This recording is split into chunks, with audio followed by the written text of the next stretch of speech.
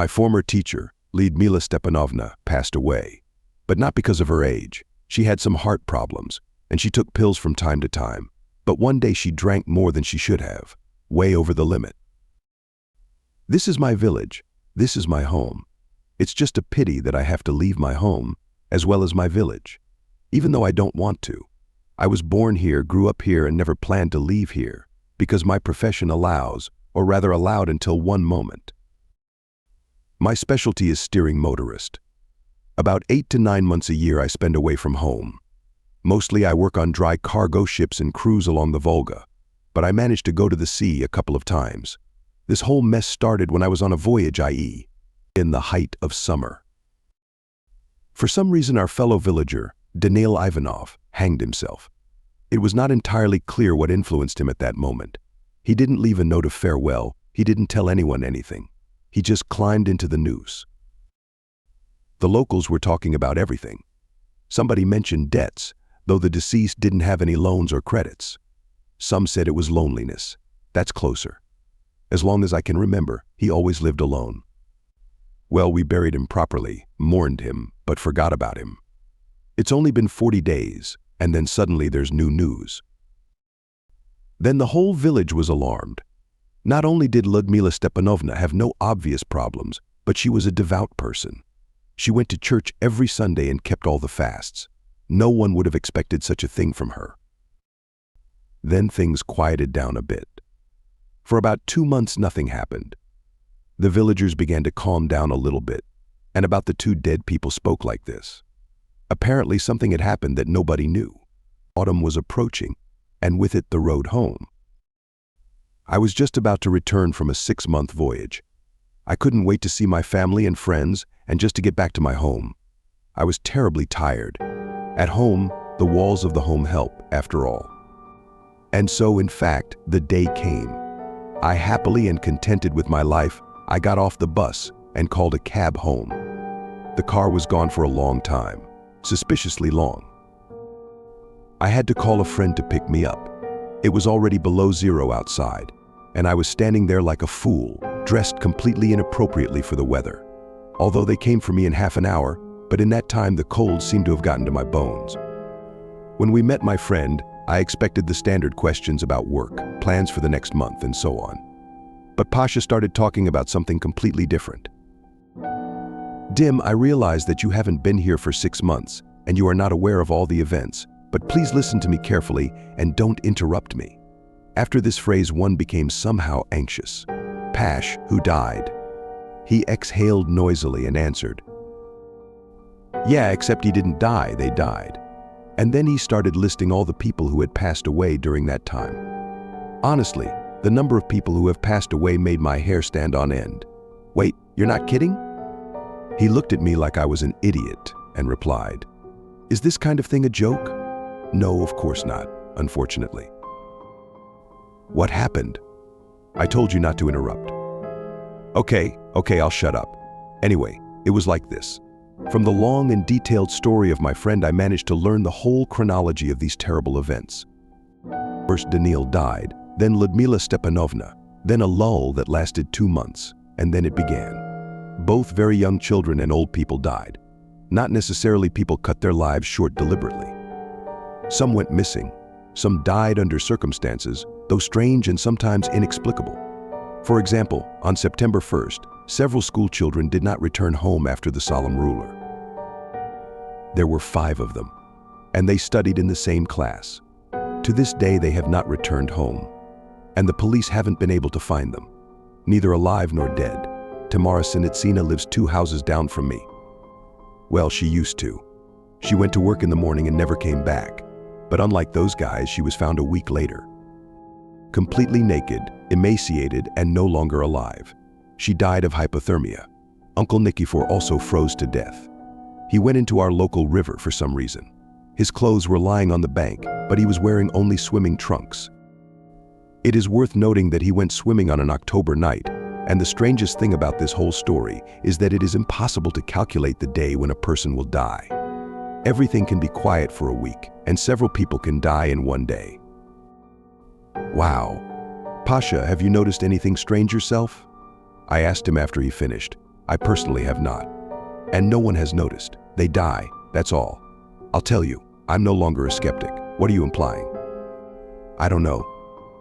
This is weird. I think we should get out of here. And the sooner the better. Yeah, Dim, you're right. Except that not everybody can do it anymore. I'll be able to leave here in a month, at the earliest. What's taking so long? I gotta do something about the cattle. The house. You know, moving is kind of a slow process. I came home. With bitterness and annoyance in my voice, I said, "Don't say anything. It's like the village has died out. No one even looks out of the house now. They go to the stores to work. Even the young people stay at home." But it doesn't help much. People have been dying and still are. You can't turn to your neighbors anymore. They all look at each other like wolves. A little while later, I had a chance to see for myself. The central street was empty, and no one was seen in the yards.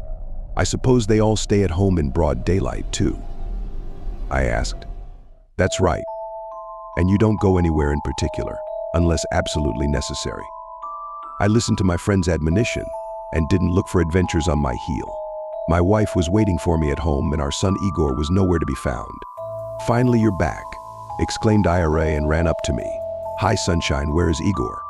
I took him to his grandmother for a while. "There's nothing to do here." "That's right. I learned something from Pasha." The barely visible smile disappeared from her face. "Dim, don't be offended. I wanted to tell you about you when I arrived.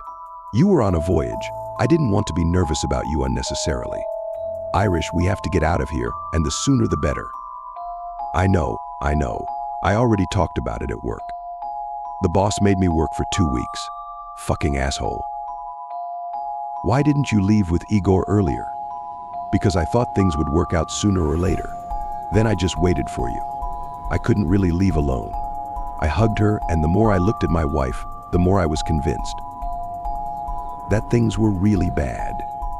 Instead of a positive and cheerful beloved, I saw a woman tortured by life. The skin acquired a gray shade, under the eyes formed dark circles, and she lost so much weight that she could hide behind a mop. The only good thing is that her son is far away from this place. The very next day, Ira wrote a letter of resignation. Thought about taking a sick day, but I couldn't get it. I couldn't get an agreement with the doctor. Now I have to live every day as if on pins and needles and pray to the Almighty that nothing happens to our family. My spouse came home around 7 p.m. and reported that her coworker didn't make her shift today. "I guess she won't be coming out again," she summarized. I remained silent, expressing my agreement. It was clear as day. The week went on as usual. It was Friday, which meant that Ira had only 1 week left to work. Hopefully the next week would go just as smoothly. In the evening, she came home, brought a bag of groceries, and we began to cook dinner together. No one had come to our house during this time, but we used to have guests almost every Friday. It was a bit depressing. But our friends were understandable, and I had no desire to go to any of them for obvious reasons. About an hour later, we were sitting in the living room eating dinner and talking about this and that. "Listen, I've been working really hard today. Do you mind if I go to bed?" "Of course not." "Go ahead. I'll come back later." Okay, Ira washed up and went to the bedroom. I started cleaning up after dinner. There wasn't much to do. I didn't want to watch TV, in case my wife woke up. And it's better not to turn it on unnecessarily, so as not to attract attention. So I lay down next to her and stared at the phone. A few minutes later, there was a knock at the window. "Dimka, open up, it's me, Talik." I recognized him immediately. Tolia is my childhood friend. We sat at the same desk for 11 years. Except that I stayed here and he went to Moscow. I immediately jumped out of bed and ran to open the door. No, at that moment there was no doubt or fear. And all because he liked to arrange such surprises. Not only that, Talik came without warning, but also could drop in at any time of the day. Ira was fine with it, and I was used to it. I hastily threw on my jacket and went out into the yard. We hugged tightly, and he immediately said, "Dim, I divorced my wife."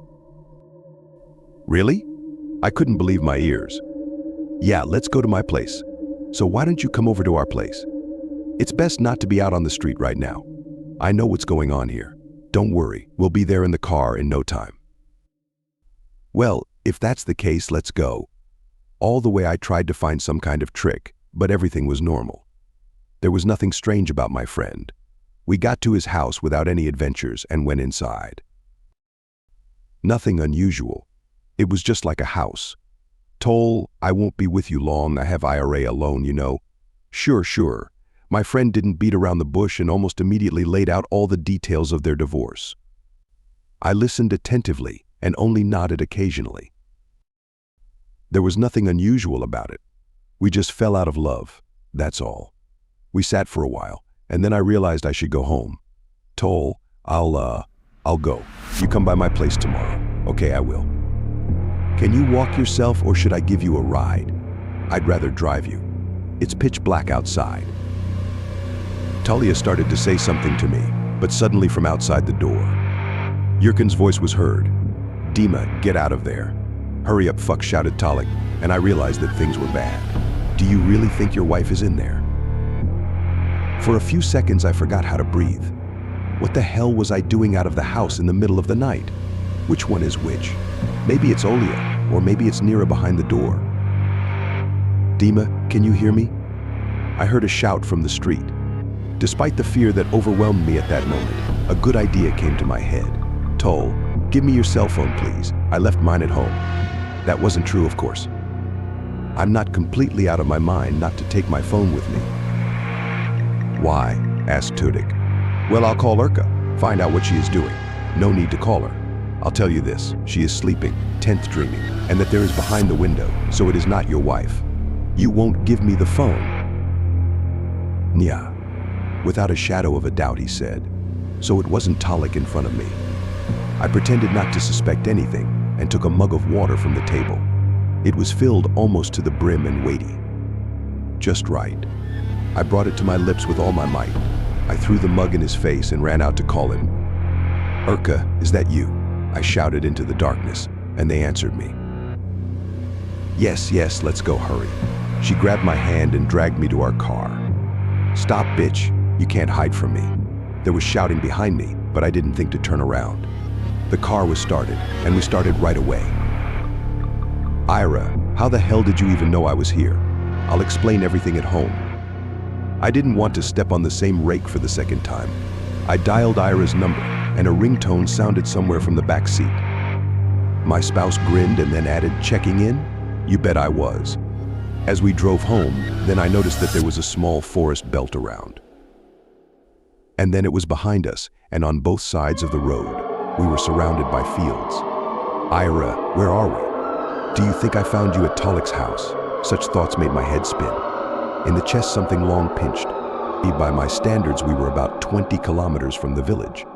And the other surprising thing was, the darkness was slowly dissipating, and the dawn was coming. It grew more and more, and I realized that my wife had miraculously saved me.